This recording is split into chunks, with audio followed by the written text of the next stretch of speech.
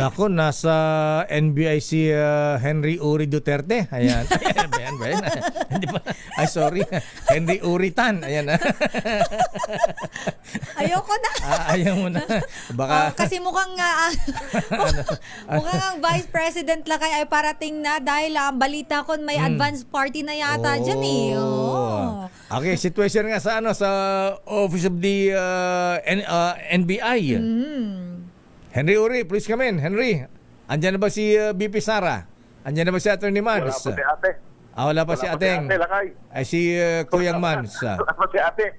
15 minuto na ang nakalilipas sa katakdang oras na dapat ay narito siya alas 9 ng umaga.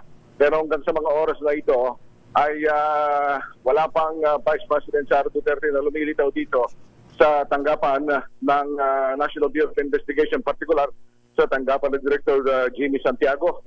Ang pawang mga narito lamang lakay ay kaming mga media dito sa ground floor at mga security ng NBI. Yung advance information natin lakay, kung walang pagbabago ay hindi sisipot si Vice President Sara Duterte dito dahil ang kanyang mga abogado na lamang ang maaaring dumating dito ngayong umaga. Sa ating mga nakausap pa rin, sa ating mga reliable source mula sa tanggapan ng Office of the Vice President ay wala rin sa schedule ng pangalawang Pangulo ang pagsipot dito sa NBI ngayong umagang ito ng Biyernes. So nananatili na nakamasid lamang kami rito simula doon sa entrada ng Ross Boulevard hanggang dito sa may Makapagal, paikot dito sa may cyber zone ng Double Dragon ay wala pa rin kaming namamata mga sasakyan man lamang ng Office of the Vice President. Pawang mga security lamang, mga ilang security ng NBI ang narito lamang sa harap na ito ng gusali. So kung walang pagbabago lakay, ay walang Vice President nalilitaw dito sa NBI. Pero nakaabang, kundi mga abogado niya lamang. Pero nakaabang si Director Jimmy Santiago, Henry.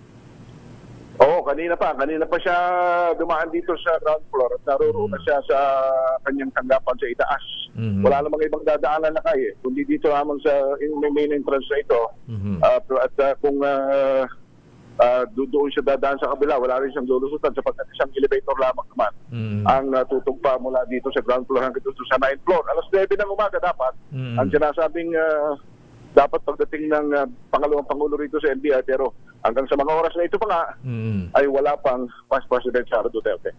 Okay, so lawyer, baka kung hindi siya darating, baka pwedeng lawyer ipadala. Baka si Attorney Mans Carpio yan. Oo. Pwede bang i-depensa pwede bang legal counsel ang Mr. at Attorney Mans Carpio? Ayan. Oo. O kaya, si dating Pangulong Digong, abogado si President Digong. Ayan, di ba pwedeng siya mag-lawyer kay BP? Ang isa pa rin palatandaan na kayo dito na posibleng dumating si Vice President Sara Duterte yung mga supporters Wala. Walang ni isang supporters dito. Nandun pa sila.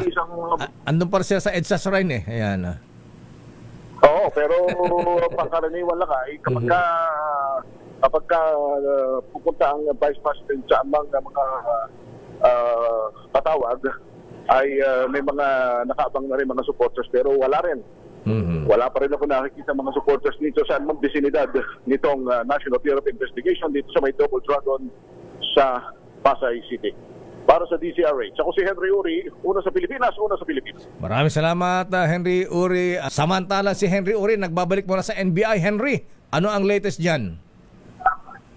Negative na. Negative na. Nakay, dalawang source na kausap natin. Source galing sa Office of the Vice President at source galing dito mismo sa NBI. Kanina, may mga dumating ditong Vice Presidential Security at nag-inspection na ng 9th floor.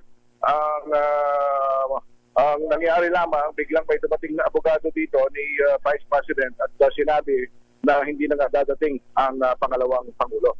So, 35 minutes after 9 in the morning, alas 9 dapat naririto ang Vice President pero hanggang sa mga oras na ito ay hindi pa nga siya lumilitaw. At ayon doon sa ating mga source, mula sa OPP at mula dito mismo, NBI, ayaw lang magpabanggit ng pangalan, ay hindi na, negative na. Nakapag-inspeksyon na, pero biglang may dumating na lawyer na hindi na nga dadating si Vice President Sara Duterte. Nakantabay lamang kami rito kung magsasagawa ng press conference NBI Director Jimmy Santiago at kung ano ang magiging ano ang dahilan kung bakit hindi dumating o dadating si Vice President Sara Duterte batay na sasabihin ni Director Santiago Deo. Okay, maraming salamat Henry Uri. Para sa DCRH, ako si Henry Uri, una sa Pilipinas. Una sa Pilipino. Maraming salamat Arisan number 7 Henry Uri